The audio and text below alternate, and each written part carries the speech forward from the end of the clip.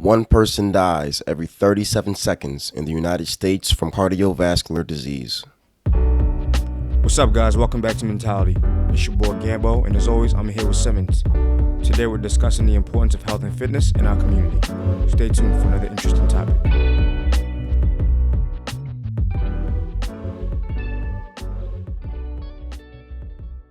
Welcome back to the show, guys. Drew, how you feeling, bro? Terrible. How you feeling, bro? I don't like to put my business out there, but I was having a little fun this weekend, so. A word. Yeah, join the club. We was all out this weekend getting lit, bro. I don't know what it is, but I feel like I'm getting a little too old for this, man. Which is funny because it's going to tie into the topic we talking about today is health and fitness and the importance of it within our community. But after tonight, I don't feel like I was really sleeping right. So it's just the irony this of is it. exactly why. Exactly why I feel terrible, dog. I've been out wee hours in the morning watching sunrises every weekend and getting no sleep, get dehydrated. Liver's trying to process all this damn alcohol. Eating fast food, ain't going to the gym. Slippery slope, bro. Yeah, man, that's a dangerous route, man. Once you start taking that route, there's a whole lot of stuff that can happen with that. The fast food and definitely the not sleeping, man. That's like, I feel like people kind of neglect that a lot. So, I mean, actually, I'll probably start kicking off, like, our conversation with sleep. Just because I feel like it's like a topic that we don't typically talk about all the time. I feel like because it's such a natural thing, we kind of take it for granted sometimes. And we neglect the effects of not having it. You know what I'm saying? All right, bro. So let me start off with asking you this. Yeah. How long do you sleep every night on average? Shit. You want me to be real, or you want me to give you? I need some numbers. I need some hard data on this one. All right, bet. Nah, I got you. I'm gonna keep real with y'all. So, I'm not a good sleeper, and I've noticed that about myself, and I'm working on it. Like currently, man, it depends. Actually, I've gotten a little better more recently, just because like I've gotten more of a schedule. So I typically wake up pretty early in the morning. I'm up at like 5 at least.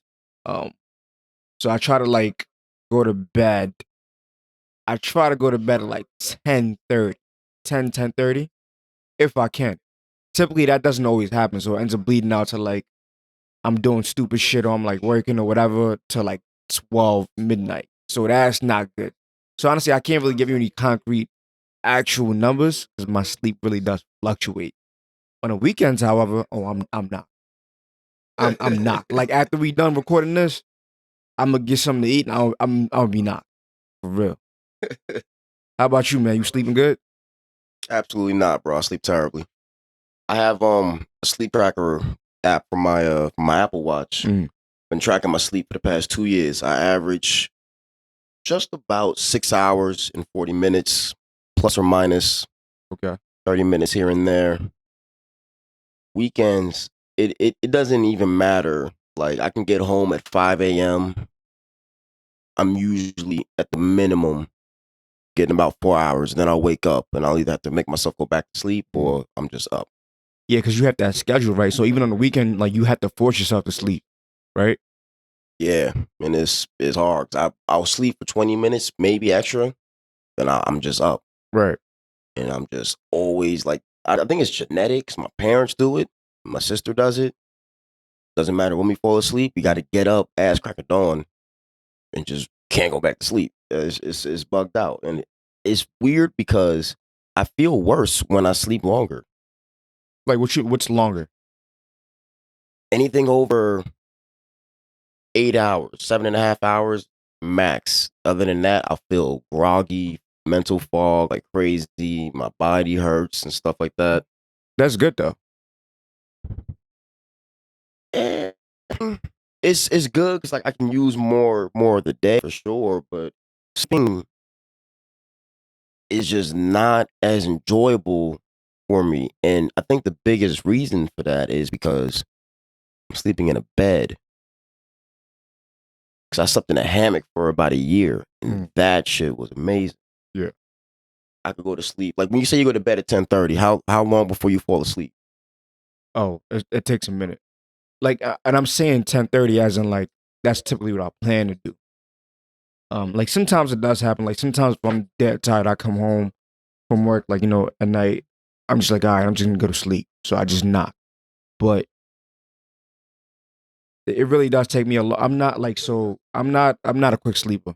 I toss and turn. I I don't use any stimulants for it anymore. Like back in the day, I used to take like melatonin, all that dumb shit. But I don't mess with that anymore. But it does take me a good amount of time to go to sleep. And I think as time has progressed, I've also progressed with like falling asleep faster. So I have like hue lights now, where I just like dim the lights down as the time goes on, and that helps a lot. So Same. Good shit, bro. Nice. right, so it just kind of helps my sleep a little bit, and when it's time to wake up, it kind of dims back up, and it just wakes me up. So that's been super helpful, but still got a long ways to go. And just in terms of like sleep in general, like I know what we're gonna talk about is like a lot of the effects of like a lot of diseases and you know issues that arise with the lack of fitness or just in terms of genetics or socioeconomic habits that are plagued within our communities. Sleep, I think, is like one of the basis of those conversations because without sleep, a lot of those things become like a chain reaction where you suffer from like heart disease, cardiovascular disease, which is pretty similar, risk of diabetes. You get like mood changes. There's a whole bunch, a slew of different things where like I feel like people don't typically take into consideration. And maybe that's for a whole different episode, honestly, like just like the topic on sleep of just how important We it really is. could do a whole like an hour on sleep at least, like Seriously. easy. Because like the more I'm like researching about it, too, I'm like, yeah, I really need to sleep. And not just sleep, but like sleep good. Word. Because a lot of people will take sleeping pills and medications and stuff, Mm-hmm. and it'll sedate you for sure, but you're not asleep. Your body's not doing the sleep process. You're not going through your full circadian rhythm. Right. So that's another huge thing is like getting good, genuine sleep. I mean, I got a question for you. But what you got?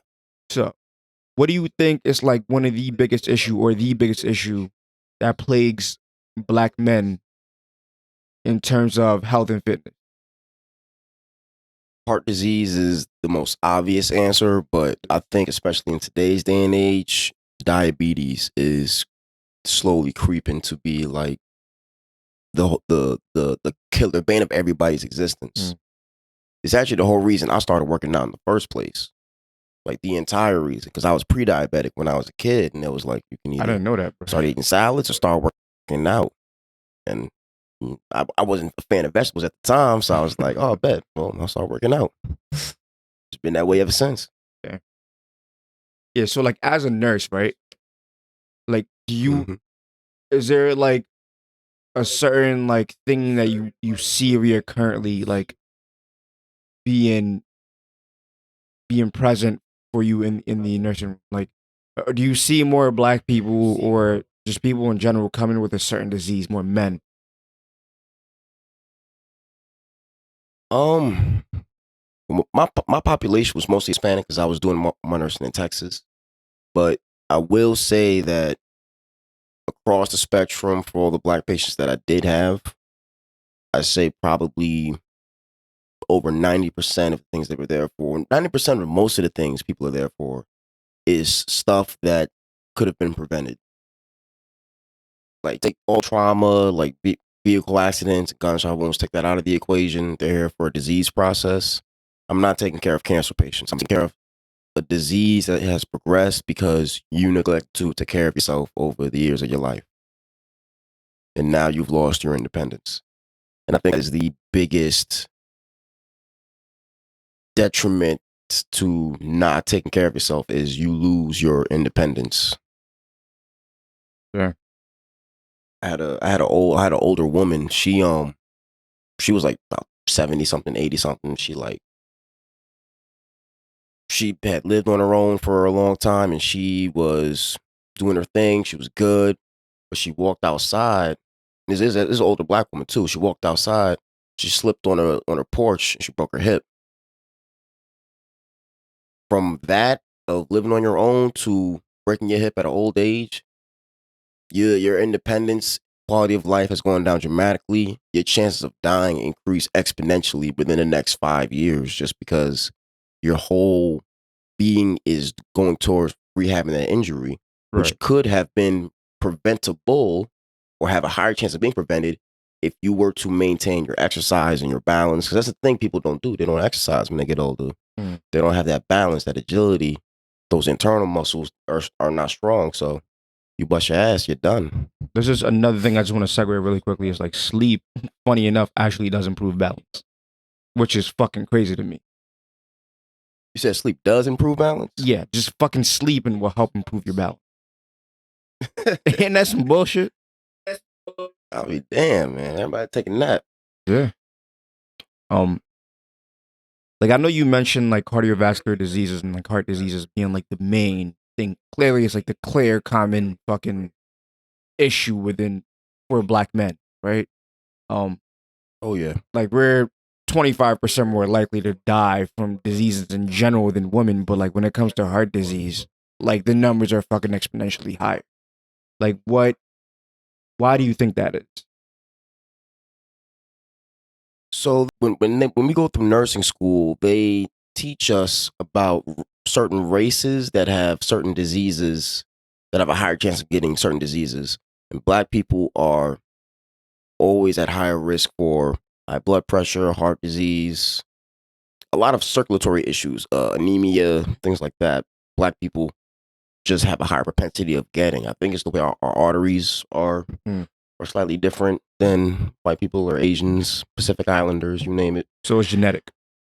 But it's pretty much genetic, yeah. And it's genetic one thing, but also look at where black people live and look at the diet that we eat, Right. that we have traditionally eaten since we've been in America. It hasn't Right. changed too much in terms of like getting the fattiest parts of the animal, cleaning your plate because you don't know when you're gonna be eating a good meal again. And now just getting the cheapest food that is quickly available, McDonald's, other fast foods, things like that. It's a little of both. Yeah, I agree. I think definitely like also the access to healthcare also is like an issue. It definitely plagues the community. But also aside from that, even those who do have access to healthcare, I feel like there's like a thing with our community that I feel like we just typically don't trust healthcare professionals. I mean, I don't know how you if you've experienced that kind of thing as a nurse, but like I know for sure like people in my family are like, yeah, nah, I'm good off that, bro. Bro, my it's ridiculous. And it's kind of justifiable when you look at the history of like experimentations on black people in the army and things like that. Like Right. it's hard. It's hard to have that trust and stuff. Yeah. That's when in a white coat telling you you can't do the things you've been doing. But your grandmother lived to be 90 something and she did all the same things. Right. It's a lot of skepticism going on with that. I agree. Like I'll actually share an example. It's like recently when I fucked my leg up and I had to get surgery. Um, when the accident actually happened, when I tore the ligaments in my leg, I like me being the guy that I was, like not going to fucking hospital as a kid or like just taking Robitussin for fucking everything and Pepto Bismol for everything, right? I was in pain for about 30 minutes on the floor, just like just excruciating pain. And after that time frame, I kind of got up. At least they helped me. Like my friends helped me up. And the first thing that came to my mind was, yeah, I'm good. I think I'm gonna just walk it off and go home. And they're looking at me like, yo, like you have healthcare insurance, like you have really good healthcare insurance. Their emergency room is like right down the street, bro. Like we'll just take you. And in my head, I was like, nah. Like I had to go back and forth with them for a couple minutes for them to convince me to go. And lo and behold, this is also another thing, like you said, building that trust is when I was in the ER, I didn't feel like I got the fucking the fucking service that like I should have gotten. So like the experience for me was very different because apparently when you go up there, you're supposed to get checked in, you're supposed to get an X-ray, you're supposed to get like an MRI and shit like that to see what's wrong. Okay. I get up there. I got an like obviously long wait times was an emergency room, but it actually wasn't that bad. They were very friendly. But when I got the X-ray, there were no broken bone, right? I thought it was for sure a broken bone, but they said, "Hey, you're good." So the next step they should have taken was to get an MRI to see are there any ligaments because I told them I was in pain. But this is also like another statistic, not statistic, but another thing that I know people talk about is that healthcare professionals tend to see black people as, I don't want to say animals, but like they tend to see us as like strong and that we are supposed to be resistant to pain. Higher pain thresholds for Exactly. us. If we say it's a 6, it's really kind of like a 3 for them or Facts. something like that. Or like our we need more pain for it to be recognized by someone else. Exactly. And so I didn't even know these things. I mean, I know like in society those stereotypes do exist. And for myself, I would say maybe it's to some degree true. I do have a high pain tolerance, but I feel like for you to write me off and not take the necessary medical procedure, that was bizarre to me. And I didn't know any better. For the most common sports injury in the most popular sport in the world, which is a torn ACL playing soccer, like Right. if someone said they're playing soccer and they hurt their leg, Common that should be sense. like number one thing you check right now is let me see if your ACL is torn. But you can visibly, if I'm not mistaken, you've seen your torn ACL when you look at both your legs. One looks a little different from the other one. Oh, for sure. For sure. Like, I'm just putting my 2 cents in. Yeah, my legs was fucked up. They look like linguine and shit. So, Exactly. you know what I mean? So I went up there, honestly, they kind of, like, after they took the x-ray, the lady who came out kind of made me feel like a bitch. She was like, "Oh no, you're good. Like, here's you can get a brace if you would like. Maybe crutches, but I don't like, you'll be fine. Just like wait 2 weeks and see how it feels, and if it's fine, you can continue doing the same activities. If not, just go to orthopedic." Okay, so I'm taking the healthcare professional's advice. This is me like learning that trust. And lo and behold, when it didn't get better, obviously, I went to orthopedic, and he said, "Yeah, like I don't know why you weren't scheduled for an MRI right then and there, but your ligament, your ACL is completely torn off, your meniscus is ruptured, and your LCL is fucked, is torn as well. So like your leg is pretty bad. You basically need a whole new Just essentially." dangling there, essentially. What happened? Just dangling there about like muscle and skin. Yeah, pretty much. And he was like, "You need surgery. It's not like a question of like whether you should or not. You need surgery if you don't want to have arthritis in your mid-30s. So go get surgery. The rates are pretty high. You can do your own research on it if you would like." I mean, obviously it's a no-brainer for me, so I obviously took the surgery. But that entire process for me was just bizarre. After I asked my friends who had gone through a similar process, and they were like, "Yeah, I don't know why you experienced that." That was a segue, but it was just interesting, like relating the trust between our community with the healthcare professional. Bro, they teach us about these biases in nursing school. Like we know that they exist, and every new medical professional knows they exist coming out the gate, and yet we still and over. Yeah, it's a little bit. It's not stereotype. If it's not somewhat true, Mhm. we as black people tend to minimize our pain and suffering. So if we have something that's a bigger issue, we try to downplay it, kind of like a coping mechanism for ourselves, to like Right. because we're trying to protect our own selves, our own egos, or whatever it is. But it's something that both ends, more so theirs, because it's their fucking For job, sure. are gonna have to get over at some point. And I Get heard it's past. more prominent with women. I don't want to extend this conversation, but with women in during pregnancy, like women Oh actually yeah, die. like epidurals and stuff. Like Yeah. if you black man, like they might forget to offer you that shit. That's just you're just gonna do it yourself. I'm surprised you didn't put baby out on the way over here to the hospital and shit. That's Like, crazy. Yeah, but I didn't know that until I was getting schooled. People were telling me about this. I was very surprised. what do you think is going to be the most important thing you do for your old age in terms of your health? Most important thing I do, like now, That that's you gonna do or plan to do or you know you should be doing but you're currently not doing? couple things. One, like the big thing is diet. Obviously, I think diet is very crucial to your body. If you look at certain cultures, like Asian cultures, their diet. Now, I'm not talking about the bullshit shit we get fed here. I'm talking about their diet. When you look at Eastern diet, their diets are pretty solid a lot of times. It's well balanced with enough carbs and fats. right? Because I feel like that's another thing we also like forget to do is, and I've been seeing my doctor a lot lately about diet and nutrition.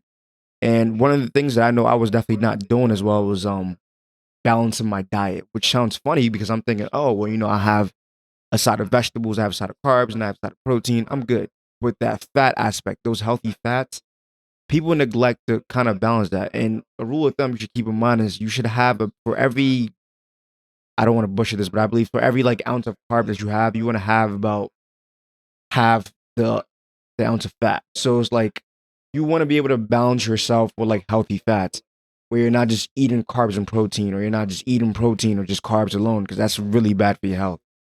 The second thing that I'll say I'm probably not doing enough is sleeping and stretching. Ooh, stretching. Mm. That's a big one. Stretching is bad. And after this injury for me, I've tried to be more conscious about it. More so in the beginning stages, but now so that I'm I'm recovering better, I'm starting to notice that I'm not doing this much either. But it's a huge, huge thing. Like, all that lactic acid just built up in your body. You gotta release that. You gotta be able to like just that mobility. And a lot of times we get caught up with just working out and being big and being strong, but forget that your physical appearance does not necessarily translate to your internal appearance. And that's one thing I Facts, have to struggle with. bro, when you got an 8-pack, but you getting winded going up some stairs, that's a big Exactly. red flag. Big Big facts. red flag. When I'm yawning Dude, that throughout the day and I diet. need fucking coffee to stimulate my ass, or Yo, like you said, just like out of breath for like stupid shit, it's bad. And I'm like, well, what is causing this? Like I've lost a ton of weight since my experience, since my injury. And I'm not gonna lie, like we were joking about this earlier before the show about how skinny I was and all that. But honestly, like, I actually feel good. I feel better. Like I feel I don't know if it's like the effect of weight loss. I feel a lot lighter and I feel more agile. Like I have a lot of things wrong with like I messed my leg up and I fucked up my shoulders too. But aside from those injuries, like I feel good. I can't really explain that. And also maybe it's also because I'm like starting to take care of my diet. But I don't know. When I was bigger too, and I feel like I'm not a tall guy, so I feel like for me, when I was actually looking back at some pictures, and I was like, this is fucking ridiculous. I'm like 190 pounds, and I'm like 5'8". I'm overweight. This does not make sense. You know what I mean? Like I should not be 200 pounds, 5'8". Like I'm not Kali muscle. That's not healthy. You feel what I'm saying? Like, hey, bro, I hear you on that. and I feel The like that probably also contributes like a lot of like diseases. Like I don't know. Like for example, like when I used to eat like a lot of just protein, like a fuck ton, obviously because I was working out, and I would eat a protein in everything. bro, and I mean like I was eating like animal protein. That's all the fuck I gave a fuck about. If it ain't that chicken breast, if it ain't that beef or Mm-hmm. turkey, I'm not fucking with it, you know. And I was like, yo, like why is it? And I'm not like no vegan. Like my sister's a vegetarian. One of my sisters, she was vegan, but now she's a regular vegetarian again. But I don't necessarily subscribe to that lifestyle. But I do feel like there are some benefits in it. So I definitely another thing I've done is tremendously like cut down my meat intake. I still enjoy meat. I don't like not eat it. I don't have a schedule of when I eat it or not. But I'm relying on more things like beans and fucking plant-based protein and fucking just tofu sometimes. But it's not soy. It has like controversial things, but I just like the way it tastes, honestly. And I eat a lot much more greens and shit like that. So we kind of on opposite ends of the spectrum in Mm. terms of where we're at, what we doing, and what we eating. Mm. Cause I'm like, I eat meat just about every meal for most part, and I mean, I still get like my smoothies in. I put vegetables and fruit, seeds, nuts in my Right. smoothies. I have my vegan protein powder. I have my whey protein powder. I mix both of those. Mm. I take all the supplements, all the vitamins. I I weigh about 201 right now. I'm 6 feet even. Weigh about 200 pounds right now, but it's a different 200 pounds than the last time I weighed 200 pounds. Last time I weighed 200 pounds, I was fat as fuck. I had big ass round head, chins coming in, and love handles, all that. But I'm a way leaner 200 right now, and I know I'm leaner because my cardio is for the most part, maintaining so I can I still can see it do on you too. the Like you same actually do numbers and look stuff. good. Yeah, it's a way different different weight than I'm at right now. And I'm Right. trying to, based off of what I like to do. I like to hike. I like to rock, and I like to do strongman and powerlifting still. So like naturally, you just carry more muscle those. But Right. from my old age, and this is what keeps me up at night. This is what brings a tear in my eyes. I can't carry this muscle forever, dog. It's not sustainable. Yeah. Like my heart is not strong enough to pump blood all day and all night Right. through all this muscle and stuff. I know that being lighter for sure and not burning so much energy, eating all the calories I'm trying to eat is Yeah. definitely a big key to longevity. But I also know that I'm only 25. I'm only gonna be Oh, you got 25 time. once. Yeah. So I'm gonna try and get it in when I can and still have that foundation for me to be able to act. I want to be like that strong ass old man with thick ass forearms and Mm-hmm. shit, and like reeling in cows on a farm and all that. I definitely plan to get back to the whole not really vegan, but plant based lifestyle for Mm-hmm. sure. I think a wide variety of everything is the biggest key to health. You have Indian food one day and Mm-hmm. have some fatty to the next, and then sushi the next, and go fast the next day. Just all water. Just mix it up. A Yeah. broad spectrum of everything. That's what I like, and that's what gives me less stress about it too. I used to get real measuring how many grams is this blueberry? How many grams? I'm Yeah. gonna have 32 seeds in my oatmeal this morning. Drive me fucking crazy. Just knowing that like the source of my ingredients are clean. I'm not gonna eat in excess. I'm gonna eat till I'm satisfied. If I don't finish my plate, I'll put it in the fridge, come back to it later. If not, I'll just cook a little less next time. Right. That's been the most positive aspect of my dieting growth is taking the stress out of it and just if you start with good materials, then everything else kind of just falls into place. Yeah, no, I absolutely agree. I think for a lot of people, when they diet, they end up kind of dieting themselves into a corner. Whereas, like, they get very stringent. And like you said, I was like that too, bro. I used to have like the notepad and scale, like weighing Yup. my My shit. Fitness Pal, most used app on that shit for Just hours, word. making recipes. Like, I'm not gonna lie, within the time frame that I did do that, I did see tremendous growth and gains. But I was like in college, so I cared a lot about that shit. I wanted to be like yoked and stuff. And don't get me wrong, like even now that I'm skinny, like I was just telling you about before we started the show, like I do want to get like I don't want to be scrawny as fuck. Like right now I'm scrawny as hell. I don't want to be like, I want to get a little more weight to me, you know what I mean? But it's just the way like you kind of experience like, you said when you were 200 pounds before versus now we're two different 200 pounds, right? Oh So yeah. it's more of having that balance that I'm trying to like more obtain. It's like I know I can't be super big because that's technically overweight for me and my height. And my BMI will be fucking off the charts. But I can also build muscle. I can be 175 pounds and be yoked as fuck, right? There's no reason for Facts. me to be 200 pounds like I was before and be yoked. I can like look good at a good weight for me. And that's what I'm like working towards. And like I'll give you an example of some stupid shit I used to do. Like I used to like legit eat fucking 6 eggs a day. For I couldn't tell you how many fucking times. I've done that for like over a year. Like we're fucking drinking That's like just 3 protein shakes. All those carcinogens, all of that shit, my kidneys are obviously gonna be fucked up. You know what I mean? Like, my kidneys, my heart, having yeah, fucking bro. yeah, eggs are Some bad for your heart. Like of this is probably still in there. For real, for real. fact, though. Like eggs are a great source of protein and great source of fat, but if you overdo that shit, you will hurt yourself. And so like those are things I have to like cut back on. Like protein shakes, I don't drink nearly as much. If I do, it's probably plant based, or I just don't even fuck with it as much. But also right now I'm not big into fitness, so there's no point. Like you know what I mean? I'm not building a lot of muscle for me to fucking repair it. Like I used to just drink protein shakes just fucking cause it was a fucking meal. Like you know what I mean? Bullshit like Thirsty, you that. can have water or a protein shake. Exactly. You know what I mean? Nothing else. So like all those fucking things, and I know like stroke is one big fucking monster when it comes to the black community, and I know for sure my family. Like and that shit is scary. You ever seen a nigga get stroke? Oh yeah. Oh Yo, yeah. that shit is scary. Like you're immobilized, your shit is all fucked up. And I know I'm not too sure about like the signs behind it, but I'm sure I believe it like clogs your arteries and shit like that in your veins. All right. So the signs of a stroke. It's an acronym called FAST: face, arm, speech, and time. So their face, one half of their face is going to droop.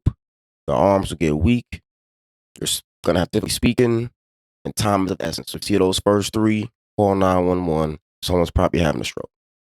Damn. Yeah, that shit is scary, man. Like I know for sure it definitely runs in my dad's side of the family. Like where niggas just would have strokes. So like it freaks me out where and also I know we're like two times as likely than like white people to get that shit. It's very, very, very fucking prominent within our. And that's just one thing that I don't know. It just strokes are scary to me because I know when something's close to home, it's scary. I don't know how else to put that shit. And it's the scariest thing about it is most of the time it's preventable. And that's the thing about all these disease, heart disease. Like besides some forms of cancer, like most of these diseases are preventable. And that's the shittiest thing about it is like, what do we do to prevent them? And you and Right. I, we've been in this healthy lifestyle for the past 10, 15 years now. Jesus Christ. Yeah, we old as But shit, nigga. we've made yo, we've made a good foundation to build upon, which Mhm. is cool, but that also kind of breeds a bit of complacency. I noticed this when like former high school athletes and stuff like that, when they start getting in the Big workplace, fact. they be the ones that get fucking fat as fuck and they get Big fact. lazy because they had a good foundation that they relied on so much without continuing to build on it. Absolutely agree. I noticed it with myself. Like, oh, I'm good, man. I'm good, man. I'll be working Mhm. out. I'm good. I'm chilling. I'm chilling. And then all of a sudden, face starts getting round and my hair starts getting thin. I'm feeling weak going upstairs and Mhm. shit. Got mental fog. Nah, B. It's because you was good yesterday. Don't mean you good right now. You got to do the little things every day. Big fact. Like I agree with that. Also, I've noticed like a lot of times, sometimes I rely on genetics Yeah. because I do have good genetics. Yeah. Like even now that I'm not really working out nearly as much because of my injury. Like I still look like if you saw me, you probably think I work out. I guess I'm scrawny as fuck, but like you'll probably think, oh, this dude is still lifting. I'm not. Like you know what I mean? Not nearly as much. And so sometimes, like you're right, that complacency we get like comfortable within that. And also, like I know for a lot of black people, also we get very comfortable within our communities. Like a lot of us have like we have like spiritual or we believe in a certain some kind of faith, and we kind of rely on those communities and families as opposed to like going to the doctors. And those are all things that people kind of get complacent in. And even when it comes to mental health, which should be honestly a complete different topic, we tend to like not seek the professional fucking help for it. And when it comes to exercise, we also tend to rely on our genetics to say, hey, I think I'll be fine. I'll just go tomorrow. Or I'm not going to do what is necessary for me to stay healthy. We think of it as in the aspect of like, what can I do to get big? What can I do to look good? But not necessarily what can I do to be healthy for the next 20, 50 Mm-hmm. years, you know? Yep. Man, even though we love doing the curls for the girls and all that shit, we can't pick them up if your heart ain't into it Facts. because you need that's the most important thing you got is that heart, which is why I've been increasing my low impact cardio like exponentially over the past few years. I've just been riding the exercise bike and hitting the elliptical, row machines, and I started warming up before my exercise. Yo, Oh, warming it's up, crazy. It's game fucking crazy. changer. I started 10 minutes of shoulders to warm up. Oh my God. Game Crazy. changer. Crazy. But yeah, for sure, man. I agree. Now, one more tidbit to wrap this up. If anybody's listening, they want to start something, they don't have motivation, knowledge, or wherewithal to get into a gym, but you want to do something for your health, one of the best things you can do for your heart, your body, sauna. Going to sauna, you said? Hit the sauna, 15 minutes, get out, hydrate, go back in as long as you can tolerate. So the sauna helps your heart, your mind, and your skin. You said. It helps with circulation like crazy. It helps your skin because getting your pores open, getting steam into the pores, getting the shit out of them. It stimulates your lymphatic system, which your body's drainage system. So it starts getting all that stuff going. Once your heart starts pumping, your circulatory system starts moving, your lymphatic system starts moving, pushes all the bullshit out. I'm gonna have to look into that because like I know right now I'm big on cold showers, and I've been for the longest time just like getting that like first thing in the morning you wake up. It's good for your libido levels, your testosterone levels, so on and so forth. Skin, hair, health, nails, stuff like that. So that's also another thing. So those two extreme things is, I guess, extreme heat and extreme cold. Yeah, and you both together at the same time. Right. Hit the sauna, get out the sauna, cold shower, back in. I do that shit 2-3 times a week. Right. Dog, it's a game changer. I'm gonna check out the sauna. All right, but yeah, just to recap on the importance of health and fitness, especially within our community, is that we need to be on point with our diet, our sleep, and be more trusting to the healthcare professionals as much as we can, using our common sense. Obviously, those are some of the main things that you can do to better yourself. And when you're working out, especially when you're like 18, you're 16, or even 20, 25, when you're in your prime, when you're 30, when you're working out, don't think of it as necessarily you just trying to be big. Think about the implications in terms of a health factor. Where are you going to be when you're like 60? How is that going to like translate? You're not always going to look that great. You can look good, but you need to think about what it is to be looking, what it means to look good and also be healthy. And your diet. Balance your fats. See a nutritionist if you have the ability. If you don't have access to a healthcare professional, there's Google. Like, we all got cell phones, man. Like, you can do your research and definitely get some sleep in. Tonight, if you got to, get your hours in. All right. Well, I think that about wraps the show.